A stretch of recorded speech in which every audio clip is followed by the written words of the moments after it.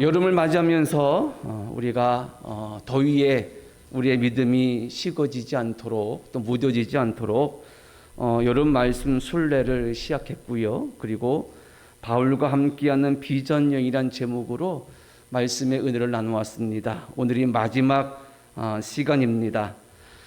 황제에게 상소하여서 죄수의 신분으로 가이사랴에서 로마로 향하는 배를 탄 바울은 중간에 한 번 배를 옮겨 타고 그리고 그레데 섬 미양에 도착했습니다.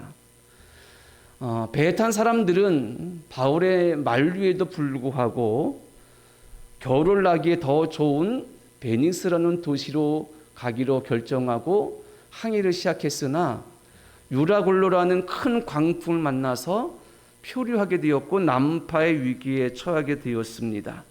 그리고 표류 끝에 그 배는 멜리데 섬, 오늘날의 몰타라는 국가로 알려진 섬에 도착하게 됩니다. 우리는 지난 주일 이 멜리데에서의 바울을 보았습니다. 바울은 그곳에서 3개월을 지냈습니다. 겨울을 그곳에서 나는 것입니다.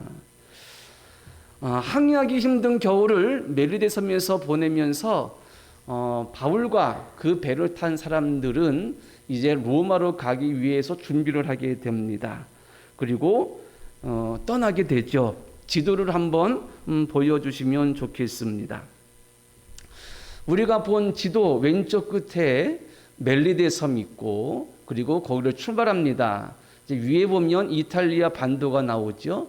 수라구사, 레기온을 거치고 보디오를 거쳐서 이제 그 위쪽으로 쭉 로마로 올라가게 됩니다. 그리고 로마에 가까이 올 때에 아피오 광장과 트레이스 타베르네라는 그 곳까지 바울을 만나기 위하여서 즉 영접하기 위하여서 로마에 있는 기독교인들이 그곳까지 오게 됩니다. 이 내용이 11절부터 15절까지의 내용입니다.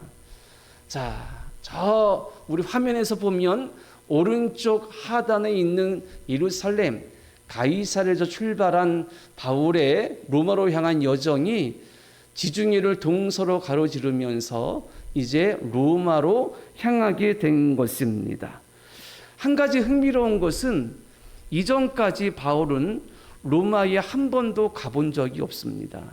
그런데 말씀에 보면 로마에는 이미 교회가 있었고 성도들이 있었습니다.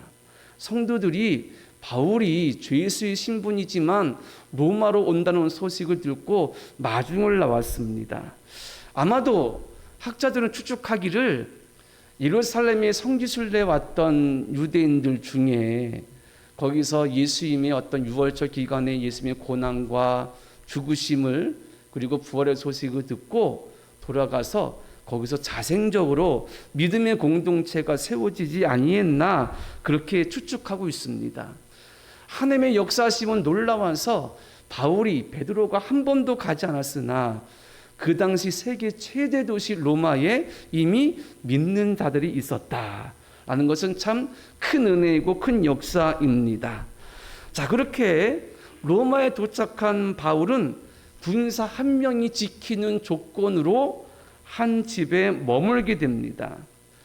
미결수로서 재판의 결과를 기다리는 한 사람으로 요즘 말로 하면 일종의 가택연금 상태에 있게 된 것입니다. 자, 바울이 다메섹을 가다가 예수를 만난 후, 그러니까 회심 후 정확히 어느 시점에 로마 선교에 대한 비전을 가지게 되었는지는 측정할 수 없습니다. 언제 몇 년 몇 월 며칠에 그가 내가 로마에 가서 복음 전하겠다. 그리고 로마를 거쳐서 서바나까지 가야겠다. 이 마음의 결심과 결정이 언제 이루어진지는 모르나 로마 제국을 향한 그의 사명의식은 땅끝이라 여기던 서바나로 가기 전에 반드시 들러야 됐던 곳이었습니다. 왜냐하면 우리가 아는 것처럼 로마는 지금도 그렇지만 당대에 모든 길은 로마로 통한다고 하는 말이 통상적으로 서로 나눌 만큼 세계 최대 도시였고 중심지였고 로마 제국의 수도였습니다. 이곳에 복음을 전하지 않고서는 바울의 세계의 복음에 대한 비전에 아주 큰 의미가 사라지게 되는 것이죠. 그런데 이 로마에서 복음 전하는 이 바울의 비전이 어떻게 보면 참 허황된 것 같기도 합니다. 왜냐하면 바울은 유대인이었고요. 로마 제국 내에서 유대인들 좀 독특하고 위별나서 많은 사람들이 주의 깊게 보고 경계도 했지만 그렇게 영향력 있는 사람들은 아니었고, 그들이 살고 있는 팔레스타인에서 그 유대인들이 믿는 한 종교, 유대교지요. 그리고 유대교 안에서도 다른 사람들이 보기에 예수 믿는 것은 유대교의 작은 한 분파 정도로 보였거든요. 식민지 백성 중에 한 사람인 유대인 바울이, 그것도 식민지 팔레스타인 사람들이 믿던 유대교 중에, 그것도 주류 종파가 아니라 이제 막 등장한 이상한 종파 같은 그들이 전하는 복음이 로마 제국에 전파된다, 로마에서 복음이 확장된다. 이것은 조금 비현실적이죠. 허황된 꿈 같습니다. 하지만 바울은 이것을 위해서 끊임없이 기도해왔고, 끊임없이 교육을 세워왔고, 끊임없이 복음을 전파해 왔습니다. 하나님께서는 놀랍게도 이런 바울을 예루살렘을 거쳐서 로마로 들어가게 하셨습니다. 그것도 멋지고 거대한 집회나 부흥회가 아닌, 그리고 그 집회나 부흥회의 유명 강사나 부흥사가 아닌 죄수의 신분으로 로마에 들어가게 하셨습니다. 하나님의 뜻과 역사하심이 어떻게 성취되는지 우리는 다 알 수 없습니다. 하지만 우리는 그 하나님의 뜻이 선하신 것을 믿고 있습니다. 세상을 향하신, 우리를 향하신 하나님의 뜻과 계획이 선하심을 믿기 때문에 그 하나님의 그 뜻과 섭리가 하나님의 절대적인 주권 안에서 성취되는 것을 우리는 분명히 오늘 바울을 통해서 확신할 수가 있게 되는 것입니다. 자, 바울과 함께하는 비전 여행 오늘 마지막 시간입니다. 로마에 도착한 바울을 통해서 우리에게 주시는 은혜가 무엇인지, 오늘날 이 시점, 이 시대에 우리에게 주시는 메시지가 무엇인지 함께 은혜 나누고자 합니다. 자, 먼저는 제가 유대인을 좀 말씀드렸는데, 로마에 가서도 유대인으로서 기독교인을 믿는 사람들이 아니라, 기독교인이 된 사람들이 아니라 여전히 유대교를 믿는 정통 유대인들을 거기서도 만나게 됩니다. 그 내용이 16절부터 28절까지 있는데, 오늘 본문은 조금 앞부분을 잘라서 23절부터 보았습니다. 자, 이 내용이 어떤 것이냐 하면, 로마에 도착한 바울에게 현실적인 문제는 뭐냐 하면 황제에게 무죄 판결을 받는 것입니다. 유대인들이 그를 막 비난했고 음모했고, 결국 그는 자신의 무죄를 증명받기 위해서 가이사랴에서 황제에게 상소하지 않았습니까? 로마에서 황제에게 무죄를 증명받으면 그곳은, 즉 로마에서 자유롭게 복음을 전할 수 있는 기회를 얻게 되는 거잖아요. 그러니 바울에게 가장 중요하면서 현적인 문제는 황제에게 무죄 판결을 받는 것입니다. 그런데 여기에 걱정되는 것이 하나가 있는 겁니다. 걱정되는 무리가 있습니다. 바로 유대인들입니다. 바울 당시에도 세계 어디를 가든지 유대인들이 자리 잡고 살고 있었습니다. 이들을 디아스포라 유대인이라고 부릅니다. 이들은 세계에 흩어진 유대인들을 말하는데, 그 기원은 우리가 구약시대 보면 솔로몬 이후에 이스라엘이 북이스라엘과 남유다로 분단되게 되지요. 그리고 차례로 아수르와 바벨론에 의해서 멸망되게 됩니다. 그렇게 멸망되는 과정 속에서 유대인들이 이 외세의 침략을 피해서 해외로 피난 간 사람들이 있었습니다. 애굽으로, 소아시아로, 그리고 지금 우리가 보고 있는 로마로, 마게도냐로 흩어진 사람들이 있었습니다. 그리고 거기서 정착하게 되죠.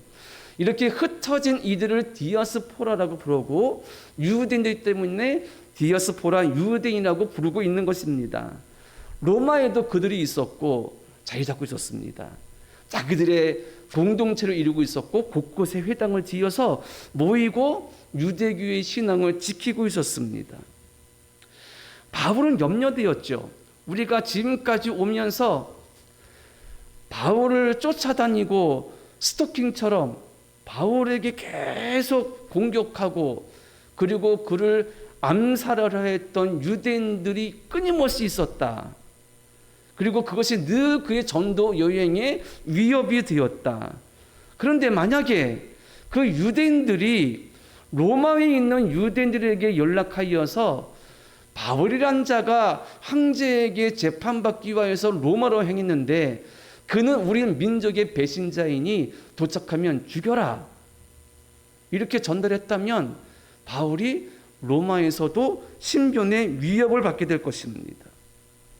그의 신변의 위협뿐 아니라 재판에도 좋지 않은 영향을 끼칠 수 있기 때문에 바울은 그들이 염려되었죠. 그래서 로마에 도착한 바울이 로마 도시 안에 있는 유력한 유대인들 몇을 초청을 하고 자신을 소개합니다. 나는 이런 사람입니다. 그리고 내가 우리 동족들에게 배신자로 낙인찍혔는데 나는 이스라엘의 소망을 위해서 지금까지 헌신해온 사람입니다. 이렇게 자신을 소개하고 변호합니다. 그런데 다행히 로마에 있는 유대인들이 바울에 대해서 적대적인 소식을 들은 것이 없는 거예요. 그리고 그들은 이 바울이 전하는 예수 그리스도의 복음, 그들이 보기에는 좀 이상한 집단이죠. 그가 전하는 그 메시지가 어디서든지 환영받지는 못한다, 그 정도만 알고 있는 겁니다. 그리고 또 한 가지, 그 유대인들이 바울이 뭘 말하는지 궁금해하는 거예요. 그래서 그참에 바울이 로마에 살고 있는 유대인들에게 하나님의 말씀을 전하게 됩니다. 자, 그 내용을 보게 되면 23절, 24절 먼저 보겠습니다. 자, 본문 23절, 24절입니다. 자, 제가 읽겠습니다. 그들이 날짜를 정하고 그가 유숙하는 집에 많이 오니 바울이 아침부터 저녁까지 강론하여 하나님의 나라를 증언하고 모세의 율법과 선지의 말을 가지고 예수에 대하여 권하더라. 그 말은 믿는 사람도 있고 믿지 않는 사람도 있어. 아멘. 자, 바울은 유대인들에게 복음을 열심히 전했습니다. 그들에게 예수 그리스도 복음을 설명을 했습니다. 그런데 그 중에는 흔쾌히 받아들인 자가 없었습니다. 24절 보면 그 말은 믿는 사람도 있고 믿지 않는 사람도 있었다, 이렇게 말씀하고 있습니다. 역시나 유대인들에게 복음 전하는 것은 쉽지 않은 일이었습니다. 이때 바울이 깨닫고 한 말이 있습니다. 25절부터 26절입니다. 자, 말씀을 한번 보시겠습니다. 25절로 26절의 말씀입니다. 자, 제가 있습니다. 서로 맞지 아니하여 흩어질 때에 바울이 한 말로 이르되 성령이 선지자 이사야를 통하여 너희 조상들에게 말씀하신 것이 옳도다. 일러스되 이 백성에게 가서 말하기를 너희가 듣기는 들어도 도무지 깨닫지 못하며 보기는 보아도 도무지 알지 못하는도다. 이 백성들의 마음이 우둔하여져서 그 귀로는 둔하게 듣고 그 눈은 감았으니 이는 눈으로 보고 귀로 듣고 마음으로 깨달아 돌아오면 내가 고쳐줄까 함이라 하였으니. 아멘. 자, 이 말씀은 어떤 말씀이냐면요, 이사야 6장 9절과 10절의 말씀을 인용한 말씀입니다. 그런데 이사야 6장은 선지자 이사야가 하나님께 분을 받는 소명의 말씀이 기록되어 있는 장면입니다. 말씀인 겁니다. 하나님께서 이렇게 말씀하시죠. 내가 누구를 보내며 누가 우리를 위해서 갈고, 이렇게 한탄하실 때에 이사야 선지자가 이렇게 대답하죠. 뭐라 대답합니까? 내가 여기 있나이다. 나를 보내소서. 우리는 이 말씀을 잘 압니다. 이사야 선지자가 하나님께 부름받는 장면이었기 때문입니다. 그런데 지금 바울이 인용한 이 말은 이 다음에 바로 이어지는 말씀인 거예요. 내용이 이런 겁니다. 듣기는 들어도 깨닫지 못하고 보기는 보아도 도무지 알지 못한다. 이 백성이, 그러니까 이스라엘 백성의 마음이 우둔하여져서 귀로는 둔하게 듣고 눈은 감았다. 이는 눈으로 보고 귀로 듣고 마음을 깨달아 돌아오면 내가 고쳐줄까 함이라. 이 말씀의 의미가 무엇일까? 종종 이 말씀은 우리를 불편하게 합니다. 왜냐하면 하나님께서 당신이 사랑하시는 이들의 눈과 귀를 일부러 막으셔서, 그러니까 보지 못하게 하고 듣지 못하게 하셔서 일부러 파멸에 이르시게 이끌어 가시는 것이 아닌가라는 그런 마음 때문입니다. 듣기는 들어도 듣지 못하고 보기는 보아도 알지 못하고 깨닫지 못한다. 하나님이 일부러 사람들을 파멸로 이끄시는 것인가? 그래서 이 말씀을 종종 우리가 의심하게 되면 하나님의 사랑과 공의에 대해서 회의감을 가지게 하는 그런 말씀으로 읽혀지기도 합니다. 자, 이 말씀은 본래 불순종과 불신앙을, 그 불신앙으로 말미암아 하나님을 대적하여서 죄에 빠져버린 이스라엘 백성에 대한 하나님의 경고이고 책망입니다.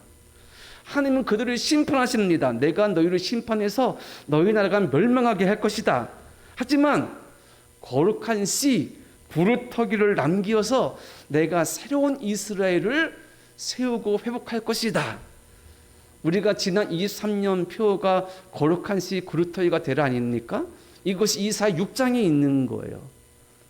불신앙과 불순종으로 죄에 빠져버린 이스라엘 백성에게 하나님께서 책망하시기를 너희가 들어도 듣지 않고 보아도 보지 않고 깨달음이 없으니 너희가 나라를 이뤄 멸망할 것인데 내가 그 중에 일부를 살려두어서 새로운 이스라엘을 만들 것이다. 회복할 것이다. 그리고 이 말씀은 신약에 이르러서 예수님의 오심으로 성취되었다는 것입니다. 결국 이 말씀은 죄악에 빠져버린 이스라엘이 하나님께 책망받아 나라를 잃어버리고 멸망하고 오히려 그것을 통하여서 하나님께서 온전한 새로운 이스라엘을 이루시고자 하는 큰 그림이었다는 것입니다. 자, 이것이 이 말씀의 해석이고요.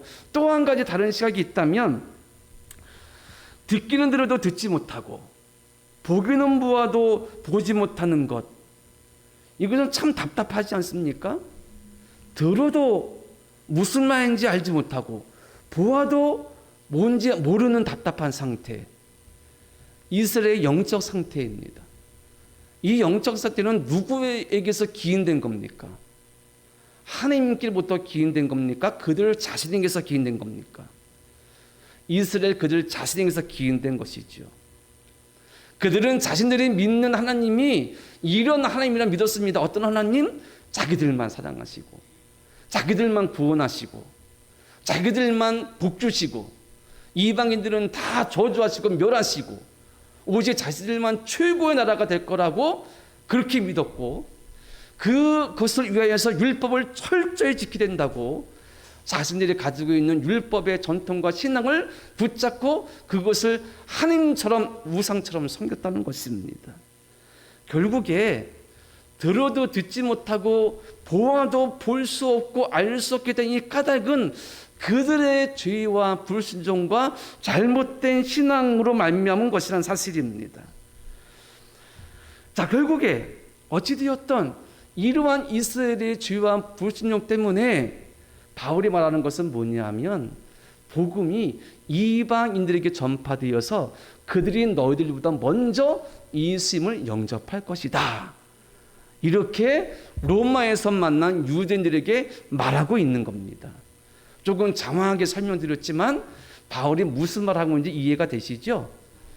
로마에서 유대인들에게 복음 전하니까 그들이 예수님을 영접하면 좋은데 그들이 다른 유대인처럼 똑같이 예수님을 거부하잖아요. 아, 구약의 이사 선지자의 말이 맞다. 너희들이 먼저 하나님 택한 백성이었으나 너희들이 마음을 닫아버리고 불신앙으로 말미암아 복음은 이방들에게 먼저 전파될 것이다. 그래서 바울이 28절에 이렇게 말하잖아요. 그런즉 하나님의 이 구원이 이방인에게로 보낸 줄 알라. 그들은 그것을 들으리라 하더라. 이 말씀 이 뜻인 거예요.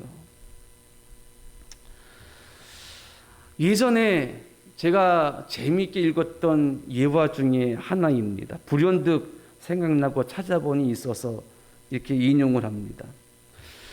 어떤 목사님이 열심히 목회를 하셨습니다. 그분이 섬기시는 교회는 상가에 있었습니다. 세를 내서 월세를 내는 그런 상가에서 목회하고 있었습니다. 열심히 목회하셨으나 잘 부응이 되지 않았습니다. 그러던 가운데 고민도 많고 지치고 힘든 가운데 어느 날 그 상가 지하에 술집이 들어온다는 소식이 들렸습니다. 그리고 실제로 술집이 지하에 들어온 겁니다. 시설을 공사를 하고 그리고 술집이 오픈을 했습니다. 밤낮 없이 그 술집은 북새통이었습니다. 장사가 잘 됐습니다. 자, 교회가 몇 층이었는지 모르지만 만약 1층이나 2층이었으면 교회는 참 힘든 일입니다. 술집이 밤낮으로 시끄럽기 때문에 예배 드릴 때 문제가 되고 새벽 예배 드릴 때 찬송 부르면 술집에서 올라오는 노랫소리와 섞이게 되고 사람들은 정신이 없고 예배를 드리고 저녁 예배 드려도 술집 때문에 온전히 집중할 수도 없고 교회 분위기가 영 말이 아니었습니다. 그래서 목사님이 임원회를 소집했습니다. 그리고 성도들에게 이렇게 제안을 했지요. 저 술집 때문에 우리가 여기 있을 수 없으니 우리 기도합시다. 하나님께서 저 술집을 옮기시든가 어떻게 하시든가 우리 한 달 동안 작정 기도합시다 라고 제안을 했습니다. 그리고 목사님은 성도들과 함께 열심히 한 달 동안 모여서 작정 기도 드렸습니다. 작정 기도 내용은 뭡니까? 술집을 옮겨주시는지 어떻게 하시는지 없애주든지 해주십시오. 한 달 정도가 지났습니다. 술집에 불이 났습니다. 누든인지 뭔지 모르지만 술집에 딱 타버렸습니다. 장사가 막 잘 되는 와중에 타버렸으니 술집 주임은 황당할 따름이었고 아주 힘들었습니다. 하지만 어쩔 수 없이 가게를 내놓게 되었습니다. 그리고 부동산에 갔지요. 부동산 주인에게 이런저런 상황을 설명을 하고 임대를 다시 내놓았습니다. 그런데 부동산 주인이 이런 말을 하는 거예요. 사장님, 술집에 불을 난 이유가 뭔지 아세요? 다른 층에 있는 교회가 기도했습니다.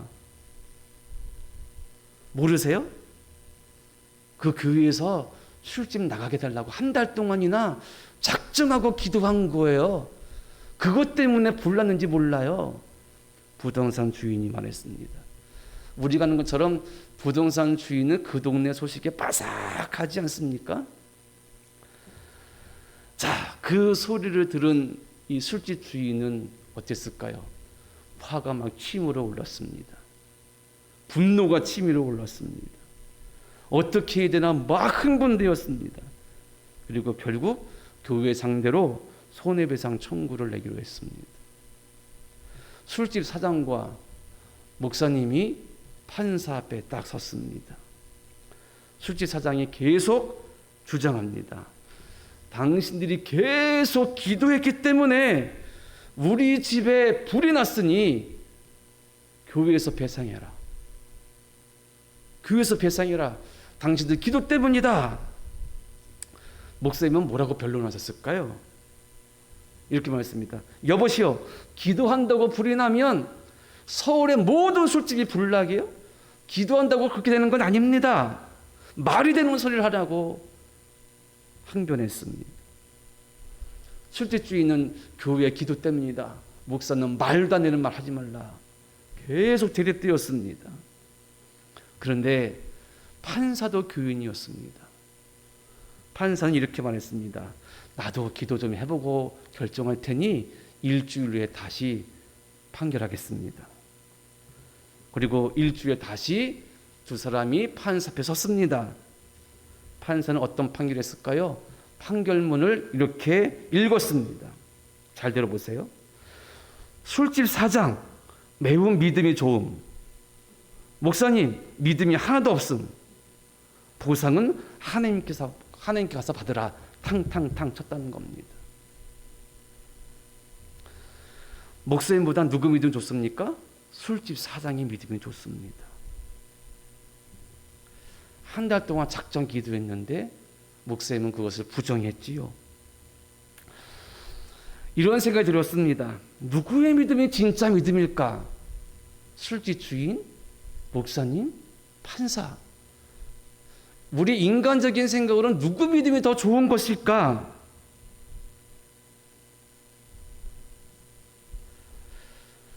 자, 바울이 유대인들에게 한 말을 보니 결국 유대인들은 자신의 믿음 없음 불신앙으로 하나님께 책망과 멸망이라는 것을 받았고, 바울 시대에는 예수님을 영접하지 않아서 결국 복음이 이방 땅으로 전파되어지는 결과를 낳게 되었습니다. 여기서 믿음을 좀 생각해 보았습니다. 믿음은 무엇일까? 믿음은요, 내가 듣고 보고 경험하는 것 이상을 듣게 하고 보게 하고 확신하게 하고 믿게 하는 힘입니다. 유대인들은 자신들의 신념, 신앙, 전통을 믿고 하나님을 대단해 왔습니다. 하나님은 이런 분이라고 자기들 만들어 잘라내고 붙였습니다. 하지만 하나님은 그런 분이 아니었습니다. 인간이 다 알 수 없는 분이었습니다. 우리는 그 하나님을 믿고 있습니다. 그 하나님은 다 알 수 없으나 우리를 선한 길로, 좋은 길로 인도하시는 분이시고 우리를 살리시는 분입니다. 이것을 믿고 나아가는 것이, 이것을 신뢰하며 나아가는 것이 성도들의 믿음이고 성도의 능력입니다. 때문에 우리가 보아도 들어도 다 알 수는 없지만 믿음은 우리가 들어서 깨닫게 하고 보지 못하는 것을 보게 하는 힘을 주어서 이 시대에도 하나님을 신뢰하고 하나님을 따라가게 하고 하나님을 의지하는 것인 줄 믿습니다. 이 믿음을 더 굳건히 충만히 채워갈 수 있는 저와 여러분 모두 되시기를 간절히 바랍니다. 마지막으로 이제 결론 부분입니다. 30절과 31절에 보면 이런 말씀이 나오죠. 제가 읽겠습니다. 바울이 온 이태를 자기 셋집에 머물면서 자기에게 오는 사람을 다 영접하고 하나님의 나라를 전파하며 주 예수 그리스도에 관한 모든 것을 담대하게 거침없이 가르치더라. 아멘. 사도행전은 이렇게 끝납니다. 로마에서 바울은 2년 동안 연금가택 상태에 있었습니다. 그리고 감시의 대상되어서 감시의 대상이었지만 비교적 자유로운 상태에서 사람들을 만나고 복음을 전할 수 있었습니다. 그리고 예수에 대한 모든 것을 담대하게 거침없이 가르쳤습니다. 이렇게 끝나고 있습니다. 그런데 결론이 어떻습니까? 조금 심심하지 않습니까? 지금까지 거쳐온 사도 바울의 여정을 쭉 본다면 바울의 이 여정을 쭉 기록한 사도행전의 결말이 좀 더 멋지거나 극적이면 더 좋지 않겠습니까? 그런데 바울이 로마에 가서 연금간택 상태에서 2년 동안 머물면서 사람들 만나고 예수님 전했대. 이렇게 끝났습니다. 좀 심심하지 않습니까? 우리는 전해져 내려온 전승으로 말미암아 바울이 로마에서 순교했다는 것을 알고 있습니다. 그것도 바울은 목이 잘리는 순교를 당했습니다. 아마도 바울은 황제에게 재판받을 때 무죄 선고도 받았을 것입니다. 그리고 자유의 몸에 되어서 다시 복음을 전파하다가 박해 시대에 네로 황제 때에 다시 로마에서 순교당한 것으로 우리는 추측하고 알고 있습니다. 그런데 사도행전을 기록한 누가는 재판 결과나 바울의 순교 여부에 대해서는 기록하지 않았습니다. 그가 몰라서일 수도 있고 시기적으로 안 맞을 수도 있을 수 있고 일부러일 수도 있습니다. 하지만 성경은 누가가 기록했으나 누가를 역사에 기록하게 한 사람은 부는 성령님이지요. 성령님은 우리가 읽기에 좀 밋밋했지만 감동적인 결말을 우리에게 보여주시고 있습니다. 그것은 사도행전 끝이 아니라 연결이고 시작이라는 것입니다. 바울의 순교 기록으로 사도행전을 마쳤다면 성도들은 한숨 크게 쉬고 성경을 덮었을 것입니다. 아, 이렇게 끝났구나. 하지만 사도행전은 그렇게 끝나지 않습니다. 바울이 감옥에서도 연금 같은 상태에서도 열심히 복음 전했다라는 것으로 마치고 있습니다. 끝이 아니라 이어지고 있는 겁니다. 시작되고 있는 것입니다. 한때 우리나라에서 액츠 29라는 운동이 대형교회 중심으로 막 유행하던 적이 있습니다. 액츠는 사도행전을 말하는 영어식 단어고요. 액츠 29, 그러니까 28장까지 있으니 우리가 사도행전 29장을 쓰자, 이런 슬로건이었고, 그리고 그런 내용을 담고 있었습니다. 그런데 그것을 실천하는 데 여러 비판도 있고 부정적인 모습도 있어서 여러 의견도 있었으나 사도행전 29장을 기록하는 것이 오늘날 교회와 성도의 삶이라는 것은 너무나 자명하고 분명합니다. 그것은 사도행전 28장이 끝이 아니라 그 연결을 우리에게 물려주고 있기 때문입니다. 당시 바울은 세상의 끝이라고 여기서는 서바나, 그 가기 전에 또 하나의 끝이었던 로마에 도착했습니다. 땅의 끝에 도착해서 또 다른 끝을 바라보면서 바울은 나가게 된 것입니다. 때문에 사도행전은 끝이 아니라 새로운 시작으로 그 이후 믿는 모든 자들에게 사도행전 29장을 너희가 직접 쓰라고 우리에게 알려주고 있는 말씀인 것입니다. 믿는 자에게 우리에게 끝은 없습니다. 날마다 새로운 시작이 있을 뿐입니다. 절망과 죽음은 끝이 아닙니다. 우리에게는 새로운 시작과 소망이 있을 뿐입니다. 함께 하신 우리 주님과 함께 날마다 새로운 소명감으로 새롭게 시작하여 새롭게 사명 감당해야 되고, 내게 맡기신 일이 있다면 그것을 위해서 헌신해야 되고, 내 삶과 모든 과정 속에서 함께 하시고 인도하시는 하나님을 믿고 일어나며 꿈꿔야 되고 빛난 영광을 소망해야 됩니다.